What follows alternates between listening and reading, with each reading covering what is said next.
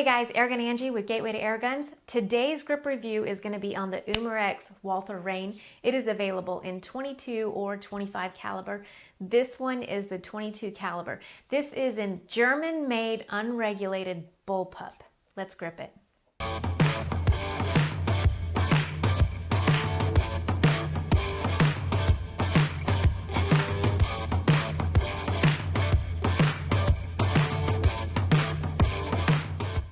Really quick, I want to say thank you to Gateway to Airguns for making this video possible. Go check them out, guys. www.gatewaytoairguns.org.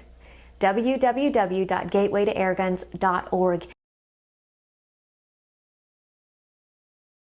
Okay, so aesthetics first. From butt to muzzle, total length is 34 inches, and it weighs a total of 5.5 pounds, so light and compact. From its unique rubber butt plate to the all-weather polymer thumb hole stock with a textured grip and forearm, all I know to say is it just feels right, or left. Because it is totally ambidextrous, from the ability to insert the extremely easy-to-load auto-indexing 10-shot mag from either side of the stock, to the compact side mount cocking lever's ability to be swapped from right to left. That's awesome. It is slingable with a quick detach sling mount. It has a Picatinny accessory rail on the belly of the gun. It has an adjustable 2-stage trigger and a manual push-button safety. On the right side of the gun, above the trigger, you'll find the fill port that requires a fill probe, which is included with the Rain, as well as the integrated pressure gauge. Above that is the raised Picatinny rail. In front of the rail is the 23.6-inch rifled Walther barrel with a fixed moderator. Under the barrel, housed in the forearm, is the air cylinder with a max fill pressure of 3,300 psi or 232 bar. Operation. So how do we operate this 22 caliber Bullpup? Very first, make sure your push button safety is engaged. This one is not equipped with an open sight option, so next step, let's mount the scope. Now on mine I have the Hawk Vantage 4-16 by 50.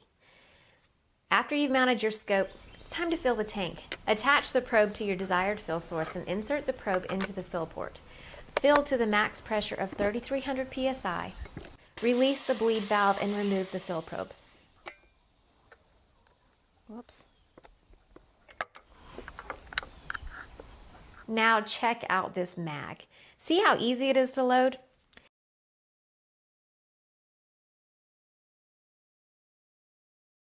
After all 10 pellets are loaded, pull back the cocking lever, insert the mag on whichever side works best for you. Push the cocking lever back to the forward position, aim at your target, disengage the safety, and pull the trigger.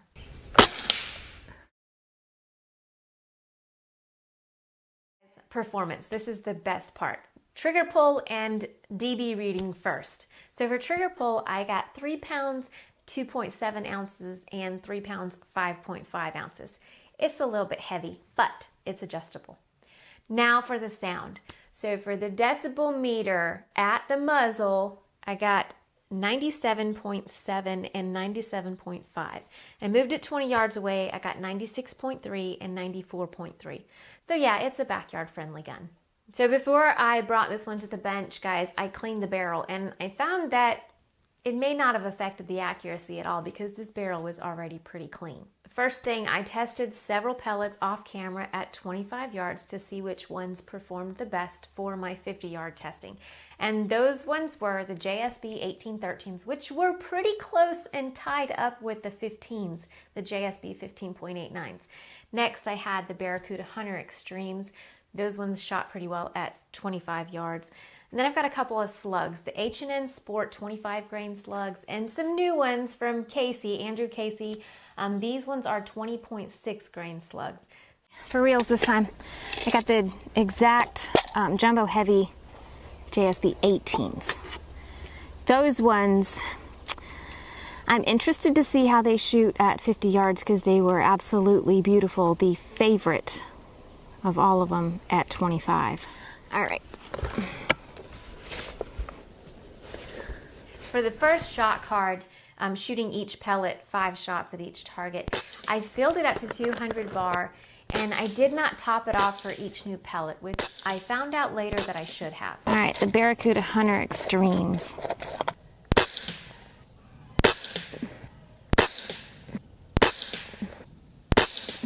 Those were terrible. 965. Terrible. Let's try some slugs. See what these look like at 50 yards.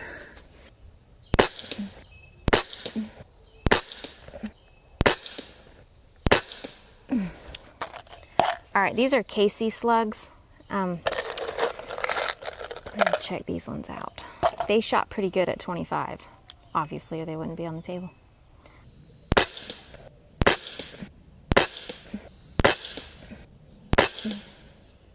$810. Oh gosh. Those ones shot so similar, it's not even funny.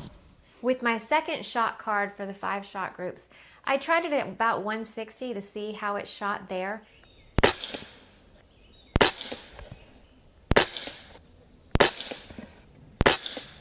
Okay, so those were all high. So I'm gonna bring it down some. And I'm gonna shoot another group of the same pellets. Let's see if it shoots better at 200 bar. I'm gonna shoot at the same target.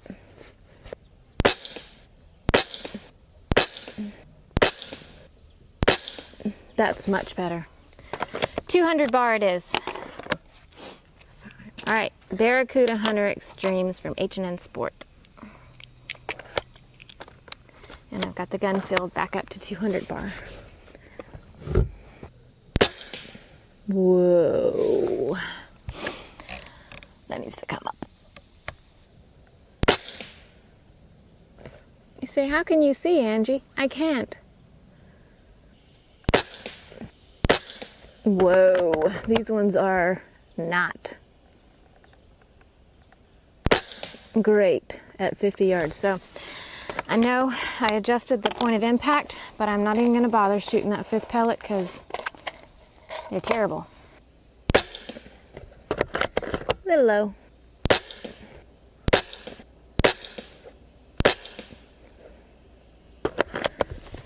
Not great, but not terrible. We do have one more slug to try, but let me fill it first to the 200 bar.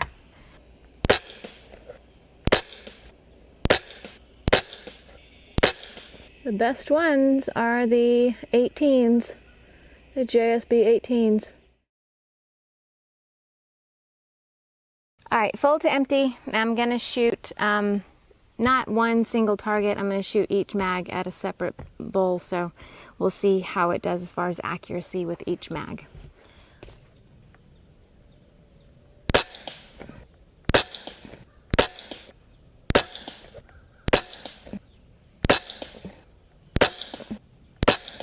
Whoa! That one must have flew way off to the left, straight out the barrel, because the thing didn't even pick it up.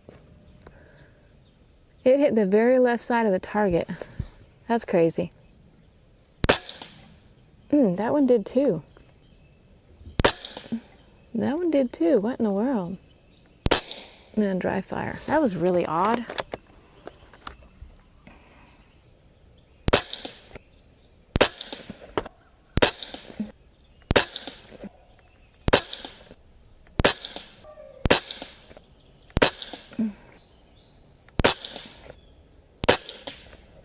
$665. Whoa, baby. That was like super, super, super low.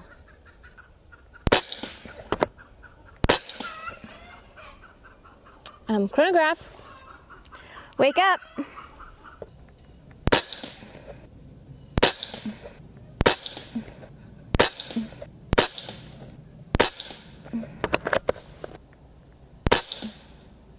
$980. That was pretty good. Now before I use the next target, I'm going to go put a sticker over it because I shot it a couple times. Here we go again. This is going to be the bottom left target.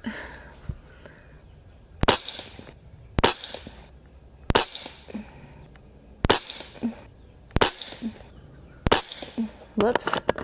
That was my bad, I pulled it.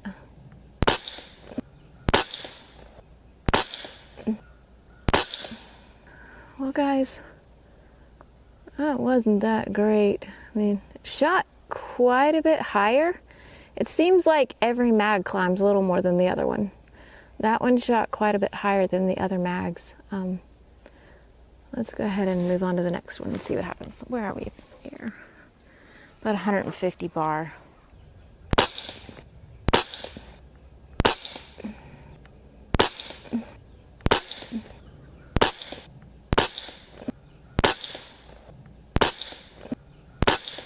So I did 3 different full to empty shot cards, and after the first one I changed out my rest. I went from the Ransom multi-cal rest to the bag because it's a little bit more stable for some guns, and for this one it might be the case.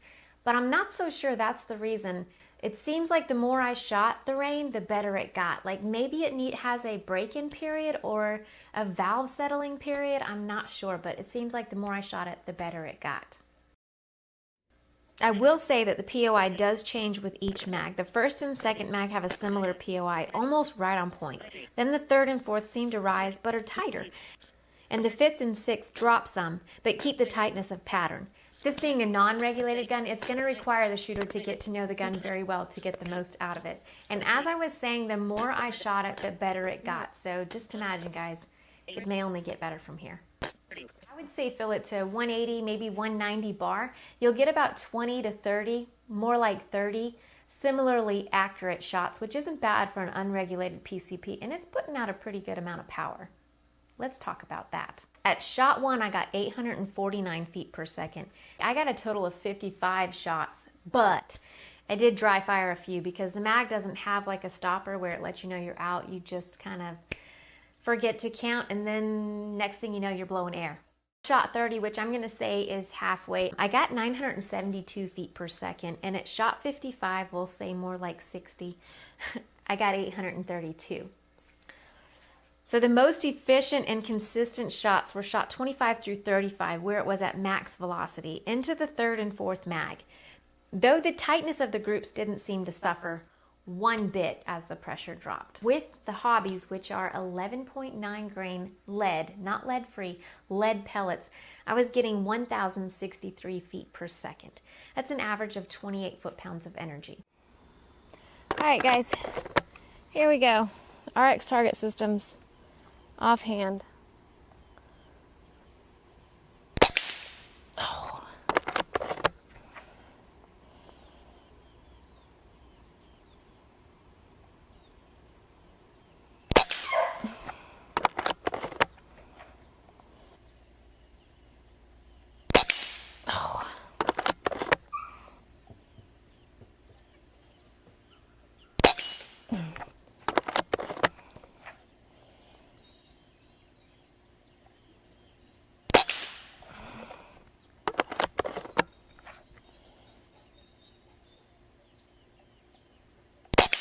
Oh, man.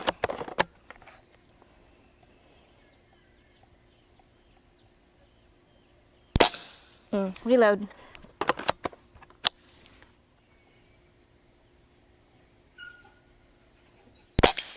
Oh. I wasn't aiming for that one, guys, so.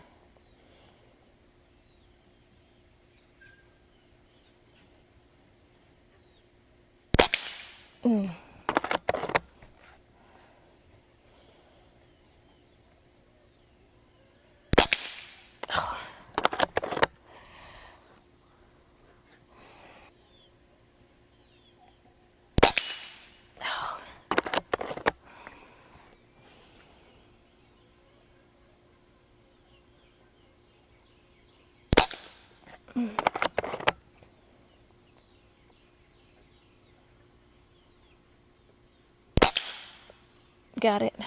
Sweet. Definitely a pretty cool offhander. It's short and compact. It ought to be.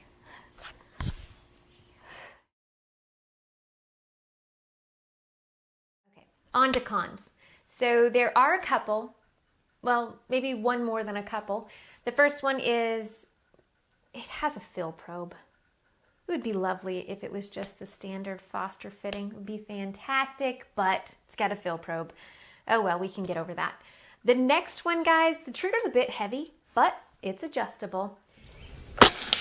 So this one might not be a con. It's kind of the nature of unregulated PCPs. There is a shot curve. So what that means is the point of impact is going to change. And this one seems to change about every 2 mags. The first 2 mags, right on point. The next 2 mags, it raises up a little bit. And then the last 2, it drops again. So you really got to get to know the gun to know where it's going to hit at what pressure. The upside of that is you can invite a friend over after you've gotten to know your gun really well, and you can nail the targets just back to back, slamming them, and then give the gun to your friend. You'll look like an expert shooter. Just kidding, don't do your friend like that. That's not cool. So that's pretty much it for the cons, guys. Let's move on to the pros. Will the pros outweigh the cons on this German-made Bullpup? Well, it's German-made, so I believe so. That's a pro in and of itself. What do you guys think? Okay, so from its very unique rubber butt pad to its nice contoured, beautiful thumb hole stock, being ambidextrous, capable in a couple different ways. The mag is ambidextrous. You can place it on either side of the stock. The side lever cocking action, you can actually move from the right to the left. So that is super cool. It has the Picatinny rail. Why do I prefer a Picatinny rail? Well, a couple different reasons. I like it because it's meatier. It has more grip to it. I like the word grip. Has more grip to it. It also, if you have to remove your scope, say you need to work on the gun a little bit and you need to remove the scope, you can count how many slots you have it placed at and place it back in that same place. I would definitely check your point of impact before taking it out to shoot again. Some people don't like that the moderator is fixed, but it does have the fixed moderator to make it backyard friendly, and that it is. The trigger is adjustable. The safety, the manual safety is in an optimal place. Very, very, very convenient. You don't have to move anything but your finger to switch the safety off. It has the rear sling mount and of course the Picatinny accessory rail in the front where you can get yourself something to mount a sling on both the back and the front. The fill pressure, 3,300 PSI. What else? The Lothar Walther barrel, the rifled Lothar Walther barrel, that's always a pro. They make some awesome, awesome barrels. As far as accuracy, the accuracy is great. You get 60 shots, and for a little over $500, you're going to get a pretty accurate gun as long as you take the time to know it, and one that's putting out plenty of power. With the JSB 18.13s, I got 37.5 foot-pounds of energy. That's enough to make a lovely ping sound on some backyard targets or a devastating blow to a squirrel.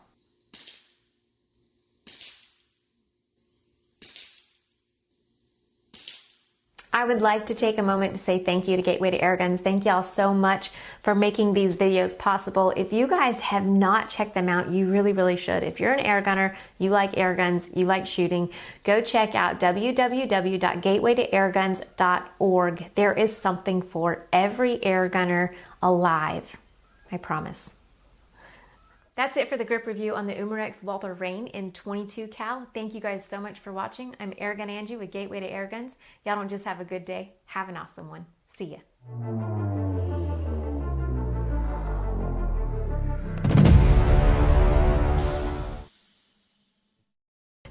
We're going to start off with the JSB. Breathe. I was out of breath.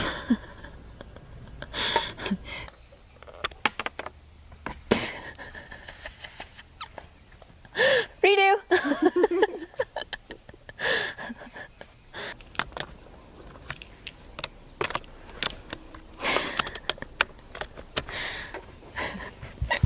Okay. See how many more mistakes I can make today.